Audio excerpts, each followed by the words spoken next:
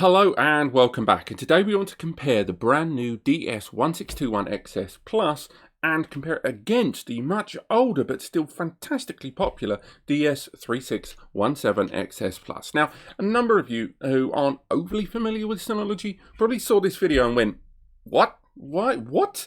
Why are you comparing this 6-bay that's about 1600 nicker right now, including tax, and comparing it against a 12-bay that's about 2400 nicker or so, without including tax? Why are you comparing two NASs that are, quite frankly, very, very different? Now, it is true, they are very, very different, and in fact, the 3617xs, as you can probably already tell, is not here. I don't have one here in the studio, but we've made loads of videos, hardware and software on it. We've had it in the studio a bunch of times. Take my word for it, we know our way around this device. But for now, so you can compare it and get a better understanding of what to buy for you, we're using that graphic here. But why are we comparing these two NASs, which at a casual glance seem fantastically different? Well, it's because they're not. They're actually really, really similar. And a number of you invested in the DS3617xs back when it was first launched, I believe in like January 2017. So 3.5 years ago now,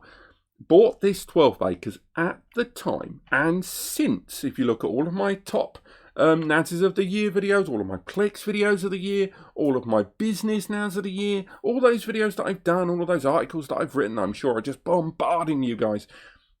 I've always talked about this 12-bay because in my heart, this was the best Synology NAS I'd ever seen and had done till now, because this is brilliant.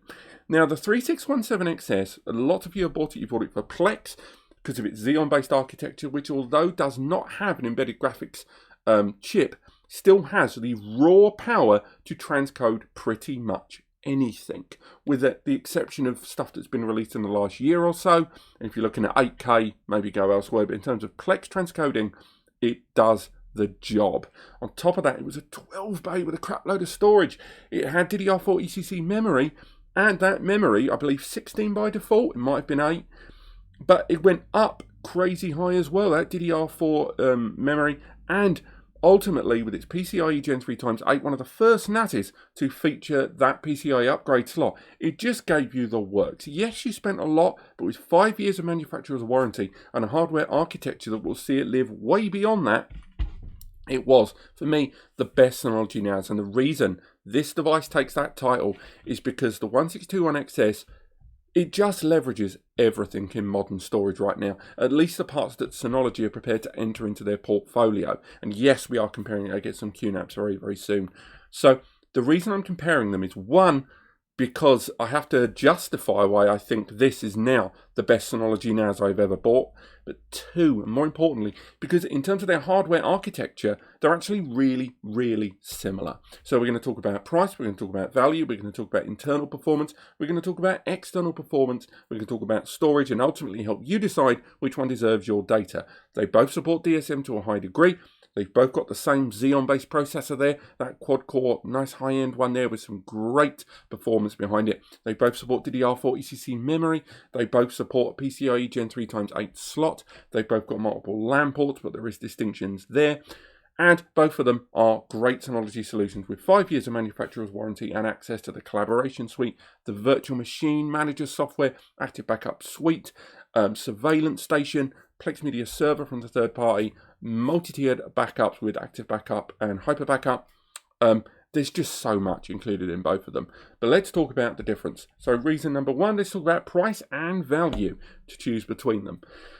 Obviously, in terms of price, you're getting a lower price on the new 1621xs Plus, and that's not a huge surprise. It's got half the number of bays.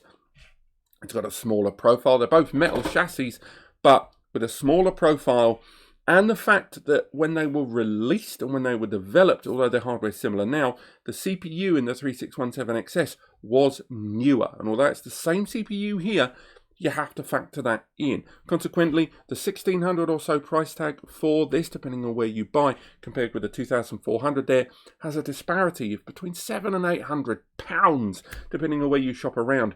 That's a lot of money to go on hard drives. So in terms of just that price tag, it makes it incredibly difficult to ignore the difference in price. So obviously, you know, the 1621xs wins the battle on price, but what about value? What about what you get for your money? And that's the other point. You kind of get more for your money on this one as well if you break it down into the hardware you are getting, because although they've got the same CPU, they've got the same memory to a degree, ECC DDR4, this device has got two inbuilt NVMe SSD caching bays, which is great.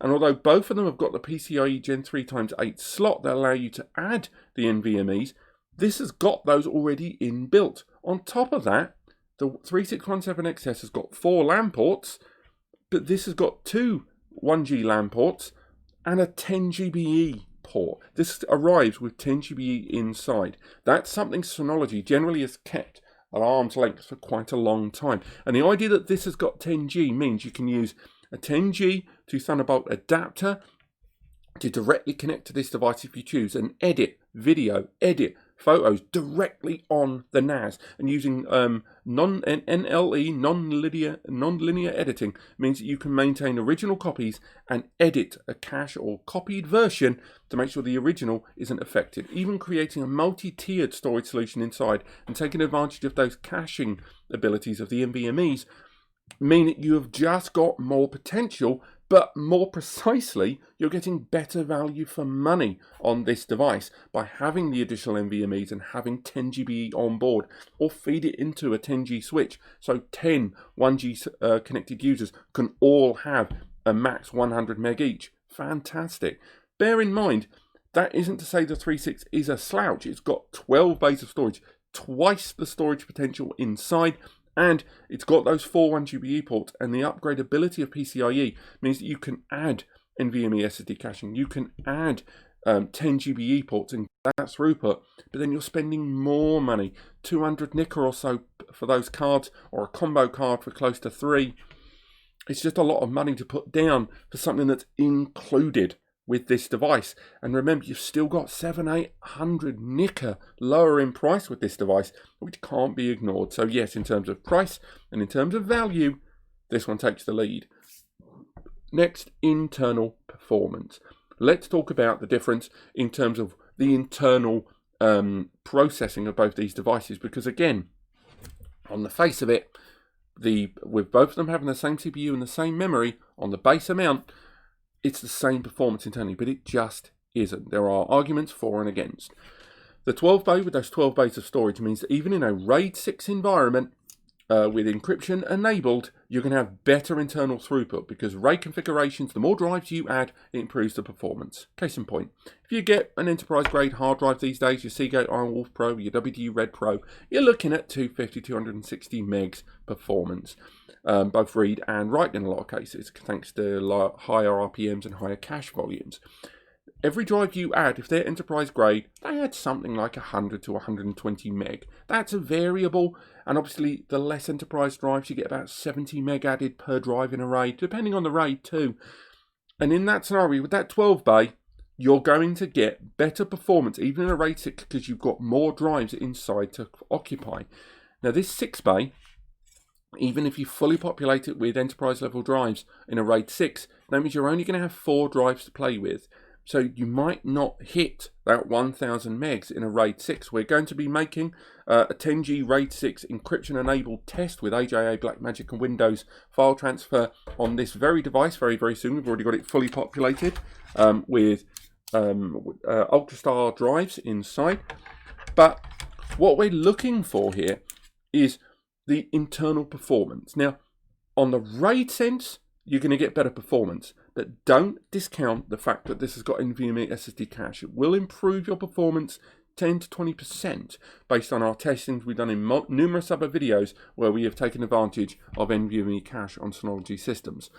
But there's still no avoiding that the overall performance is going to be better internally on the 3617xs, but that is with the caveat that you have to populate it with more drives. So you're going to get better performance, but if you put 6 drives in one and 6 drives in the other, this will win because of the NVMe SSD cache, because you've got that option. So the internal performance, it is a very tricky thing to deduce the better of the two, because it's going to be about your commitment, about the amount of drives you're prepared to put in. Are you going to put 8 drives in the 12 bay, or are you going to put 6 drives in this and 2 NVMe's?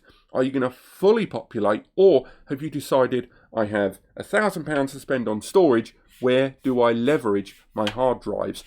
Do I go capacity? Do I go small but more drives? Bigger but fewer drives? So again, generally in terms of performance internally, I'm going to call it a draw, because it's very hard to pick your storage solution. But there are arguments on both sides depending on the scale. Larger scale, this is going to win. Smaller scale, this is going to win. Which brings us to external performance. External performance is a totally different ballgame, because externally, this is going to win. Yes, this device here, which has got those 12 bays and the right RAID taking advantage, if you fully populated it with 2 TB drives, small but nippy Pro Series 2 TB drives or SSDs, externally, you're going to max out those 4 1GBE ports. But that's the point. 1, 2, 3, 4 GBE ports. So with link aggregation or port trunking, you're going to get 400 to about 440 megabytes per second throughput maximum with the base device. This has got a 10G port. So 10G, 1000 megs. Yes, you're going to have to make sure you've got the storage to get there, but with the help of SSD caching and the right RAID system and that Xeon, you're going to hit close enough, if not full storage access externally of 1000 megs, which fed into a 10G switch or direct point-to-point user, you can distribute that amongst your users, or one user getting all the benefits. Bear in mind, there's also 2 1GBE ports on the rear as well, which means that you can lag up to 12G, or have those 2 1Gs for less priority access users as a failover or a security system or a separate network completely. In terms of external performance, it is unquestionable that this gives you better overall. Yes, you can upgrade. Poxy seagulls, that's what you get for living by the seaside. If you use an upgrade card, adding more 10G ports, so say you put a 2-port 10G card inside the 3617, so that's on about 200 to 300 nick a card there, the E10 G20 T2. That does open the door, because if you add 2 10GBE ports on this device, you have enough storage bays to hit 20 gig or 2000 megabytes per second. This device, if you add another 10G port, you're not going to hit 2000, even if you fully populated it with SSDs. If you put a single SATA SSD, say you max that and you get your 500, that reported manufacturer maximum, which is an ideal test scenario, by the way. More likely you're going to get 375, 400. If you put them in there, let's say you get that 500. You've gone for one with like MLC or, some good NAND that's going to see you through. Each SSD will add around 2 to 250 megs. So 500, 750, 1000. 1250, 1500, 1750. That's with no RAID. So if you introduced a RAID 5 or a RAID 6, you're just not going to hit 2000. So in terms of external performance, on the base models, wins by flying colours. But if you're going to look at multi-10G connections, the 3617 has a better overall performance overall. And that's what I mean. There's a lot of ties here. You can see a lot of similar architecture. And that's why I was so gutted to think, oh my God, I think I prefer this. Which brings us to another huge area of contention, storage. Now, in terms of storage, let's face it, win. The 3617xs arrives with 12 bays of storage, and it can be expanded up to 36 hard drive bays, all SATA with 2 proprietary SAS connections on either side into 2 available slots. 36 hard drives, SATA each, all supporting 16 to 18 TBs apiece. That is that's insane storage. That's mental. There's 1621xs Plus. Fair play, it gives it the old college try. You can add 2 5-bay, that's the DX517. They use the 2415 expansion. But you add 2 DX517 expansions to this, each with 5 bays. You can get it up to 16. And as good as that sounds, that's 2 expansions with their own power supply, both connected via eSATA, 6 gig each, 12 gig on the 12-bay expansions. And it's good, it's very good, but it's not 36 drives. They've got their own power connections, sure, but for 12 bays each, you kind of go, that's okay, it's going to need its own power at that point. And ultimately, in terms of overall storage, there's no way in which the 1621xs wins this race. There just isn't. Until the day that Synology releases a PCIe expansion upgrade card that allows you to connect those expansion devices, something I've talked about on this channel several times. In terms of storage, this device wins, which brings us to our conclusion, because although the 3617xs absolutely caned it in terms of overall storage and winning that round, and we had a couple of ties, overall, when you look at it pen on paper, in terms of price, in terms of value, in terms of performance, it just wins the day. And in terms of external performance with the 10G connection, you just can't overlook it.